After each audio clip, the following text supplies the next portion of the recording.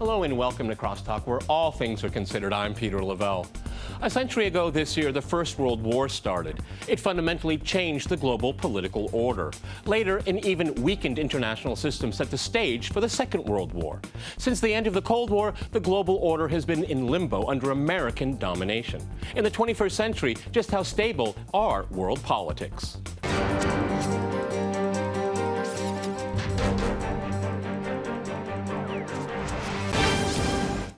To CrossTalk Parallels to 1914, I'm joined by my guest, George Szamuely in New York. He is a fellow of the Global Policy Institute of London Metropolitan University and author of the new book, Bombs for Peace, NATO's Humanitarian War on Yugoslavia.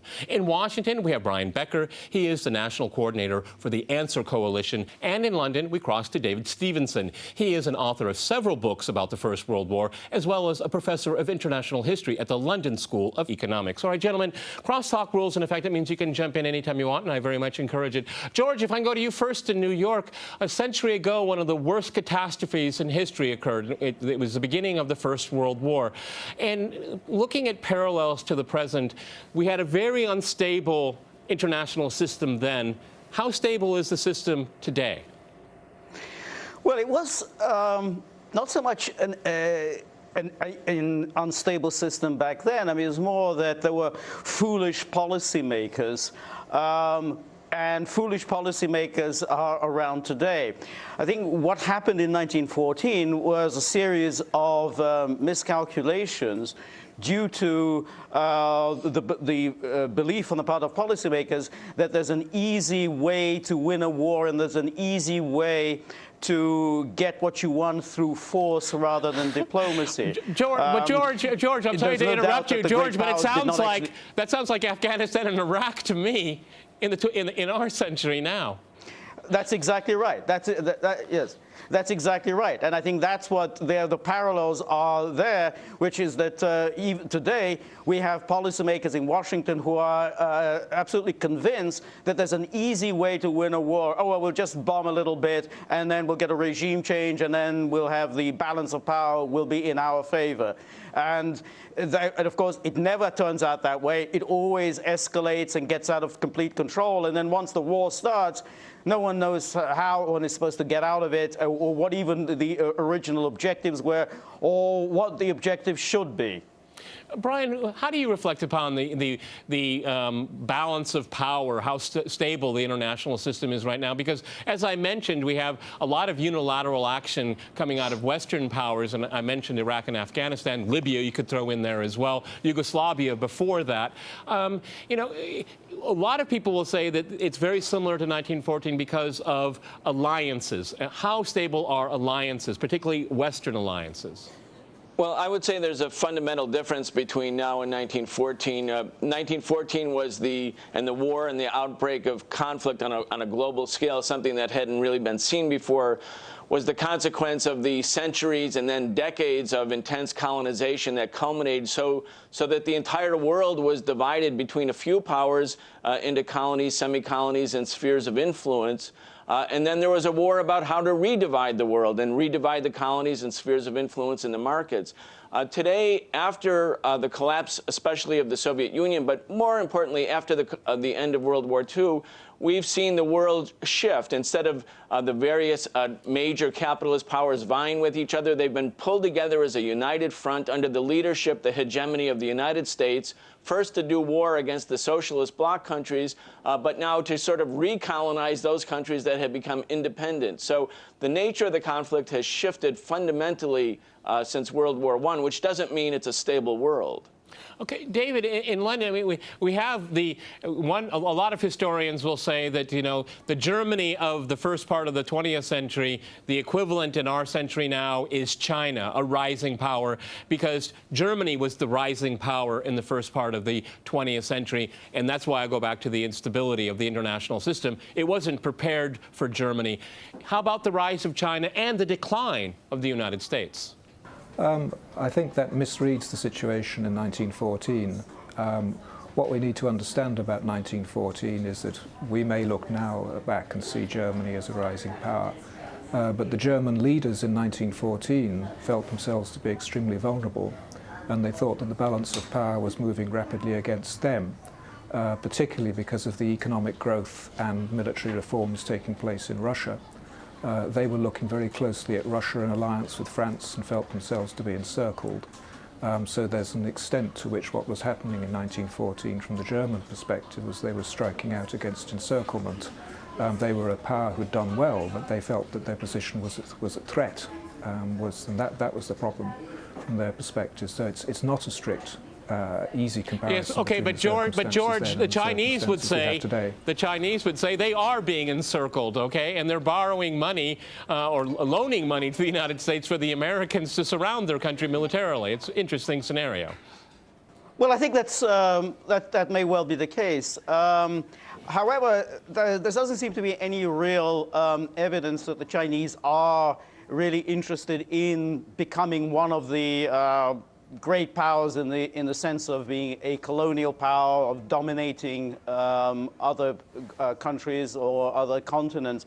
And I agree with the point that David made just now about Germany, and I think the parallel between Imperial Germany and the United States, I think, is much more apparent, because I think that Germany in 1914 did believe that it was now a power in decline, and that Russia was becoming increasingly powerful. France was also much stronger than it had been when it was easily defeated in 1870 in the Franco-Prussian War, and that Germany had to do something in order to change the balance of forces. And that's why it came up with this idea that if only Austria-Hungary can knock out Serbia, then Austria-Hungary will be thriving power, and then that would somehow reinforce Germany's role in Europe. And I think what we're having hit now is, I think, the United States is increasingly anxious that this unilateral moment is that it's enjoyed since the end of the Cold War is vanishing. China is certainly a rising power.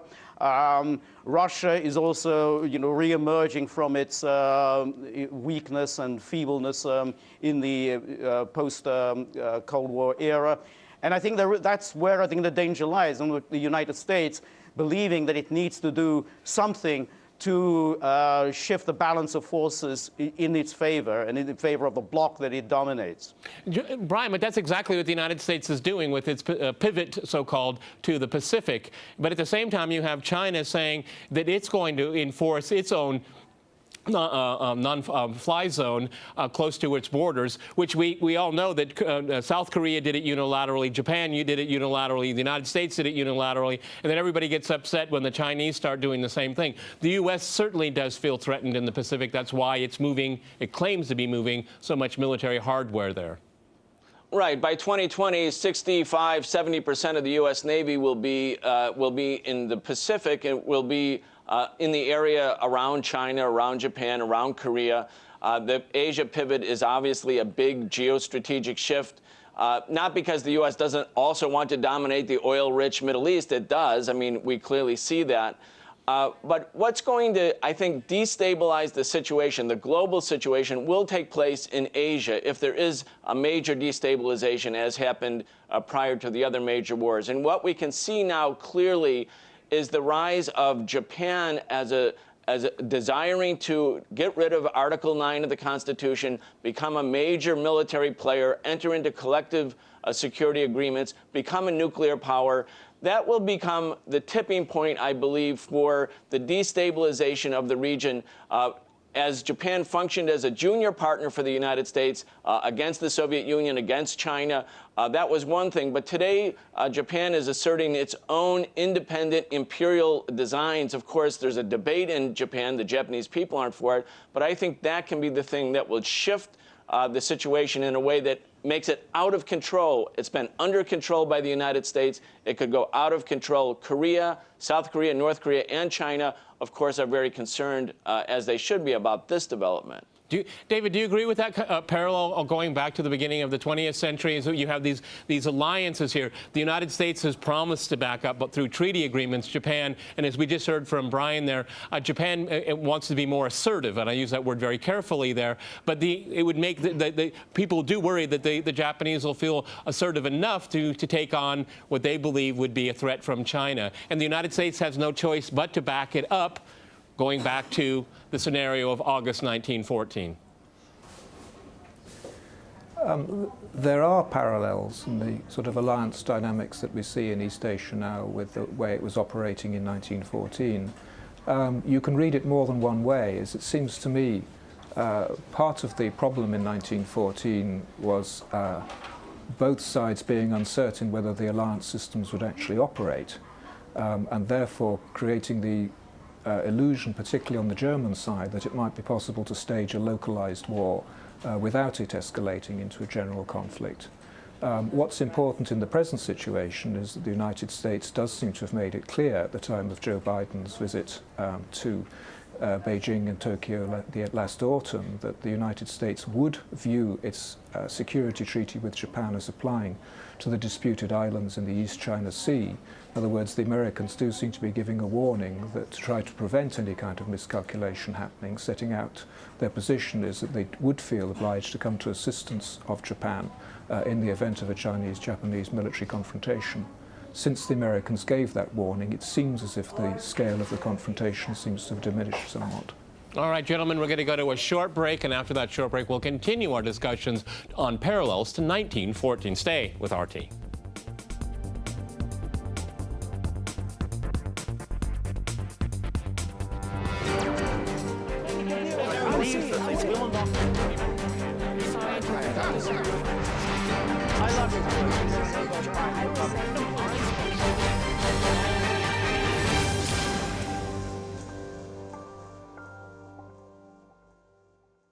Welcome back to CrossTalk, where all things are considered. I'm Peter Lavelle. To remind you, we're discussing parallels to 1914.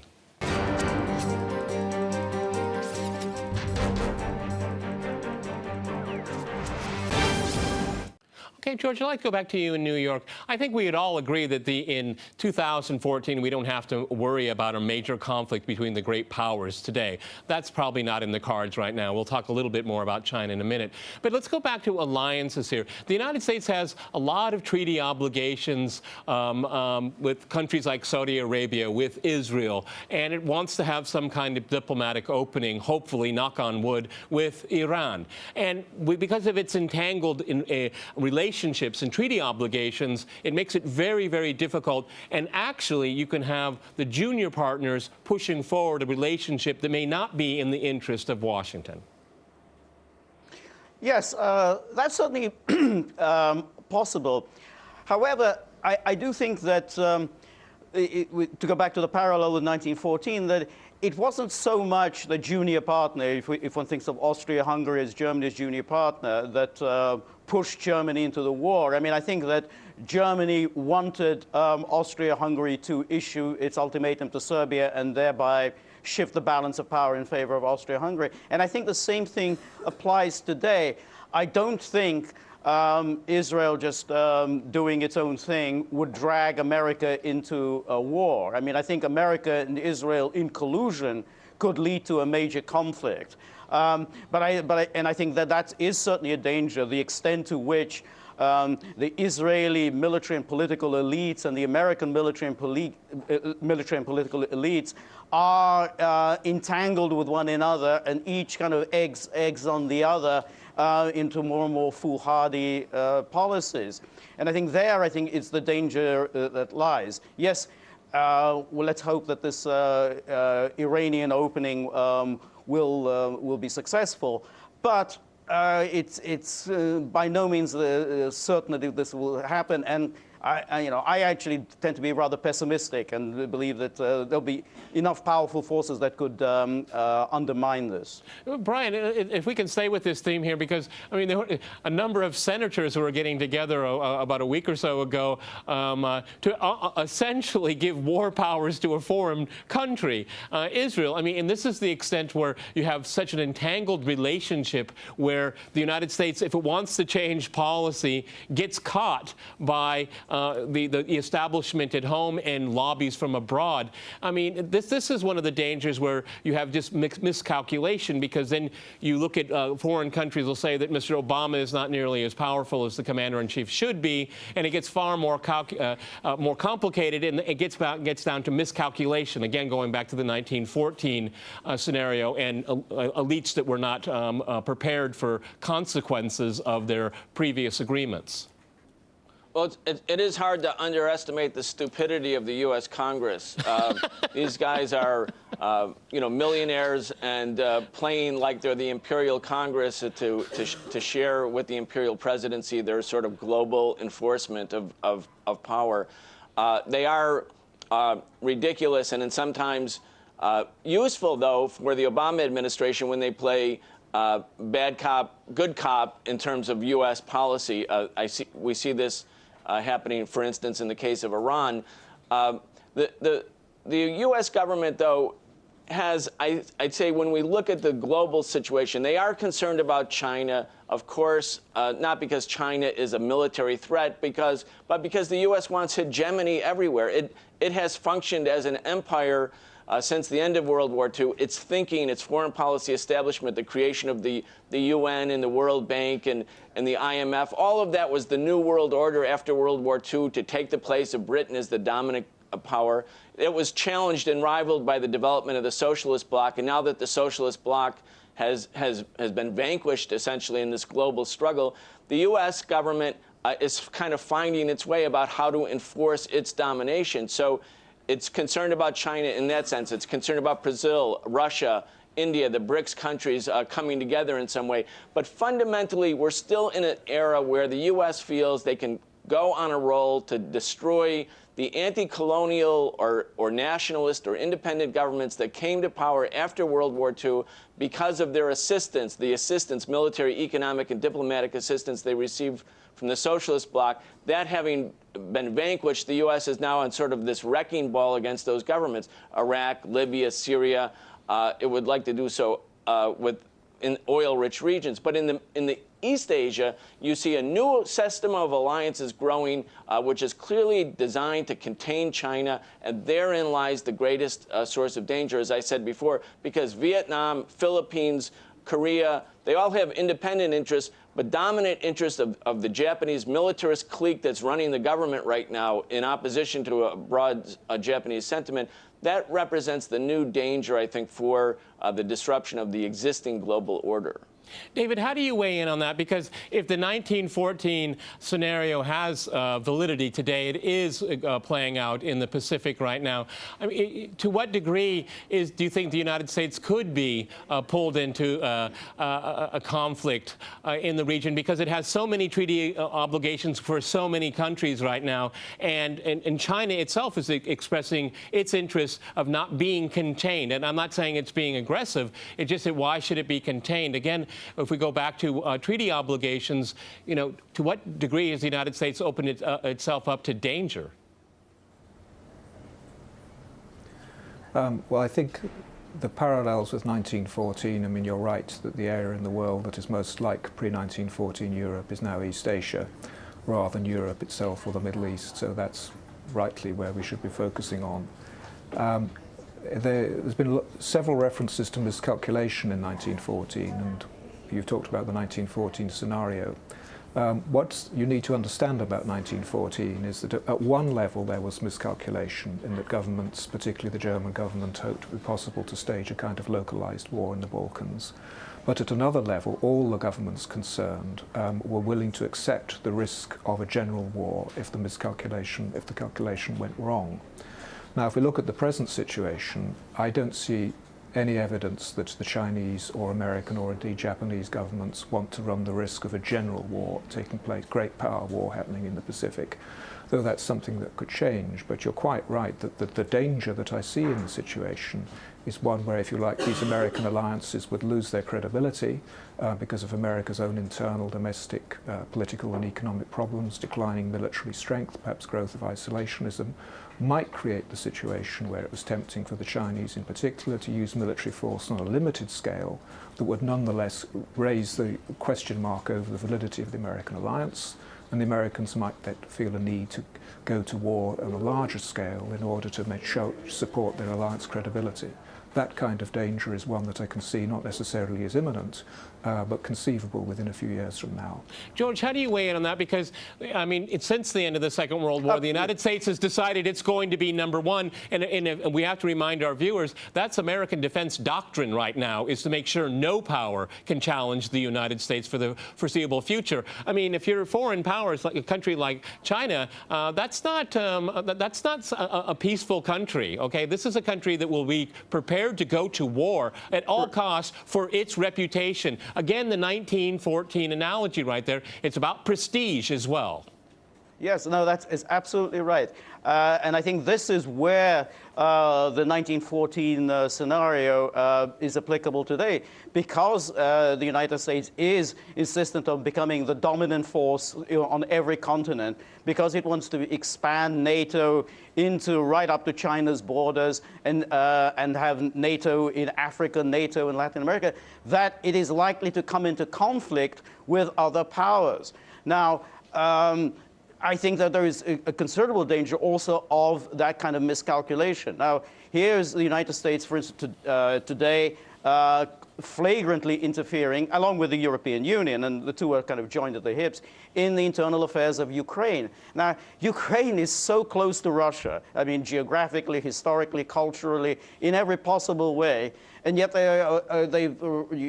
US and EU politicians go there and nakedly whip up anti-Russian sentiment there. Now, this is an amazingly dangerous policy to undertake. And this is all part of a much wider policy, which has been going on for some years, ever since the so-called Orange Revolution, of pushing Ukraine into NATO. Now, I would have thought that that is a very serious danger, that this is a situation that could escalate into a conflict with Russia. That, along with the almost hysterical anti-Russian propaganda that you come across in the Western media, you know, these are the kind of things that do lead to serious conflicts. And I think that I see there as a close parallel to 1914, a kind of ideological Russophobia with a Russophobic military and foreign policy. You know, Brian, I mean, I agree with everything that George just said there, obviously. But Brian, when we look about calculation and strategy, I have to go back to Iraq, Afghanistan, Libya, and that's all recklessness, in my opinion, and very dangerous, costly on the ground, in lives and treasury, in prestige, everything. So why would it be different in the Pacific? Well, you know, the U.S. policy resembles the caricature of those Western movies where the drunken cowboys come into town and shoot the place up just because they can. In other words, this kind of reckless use of a military power in Iraq and in the other Middle Eastern countries, which was based on a fantasy first by the neocons and then reinforced by the Obama administration because it didn't want to take responsibility for the eventual defeat of U.S. forces in these countries. So there is recklessness, and there is, I would say, also the position, I think you mentioned it, Peter, of pride. In other words, it's not really pride, but when the empire speaks, when it says this must happen and the things doesn't happen, then the tendency is towards escalation. You saw that in Syria, where the U.S. almost went to war, a major war. On that note, gentlemen, we've run out of time. We've run out of time. I'm very sorry. I think the word is hubris, too. Many thanks to my guests in New York and Washington and in London. And thanks to our viewers for watching us here at RT. See you next time. And remember, crosstalk rules.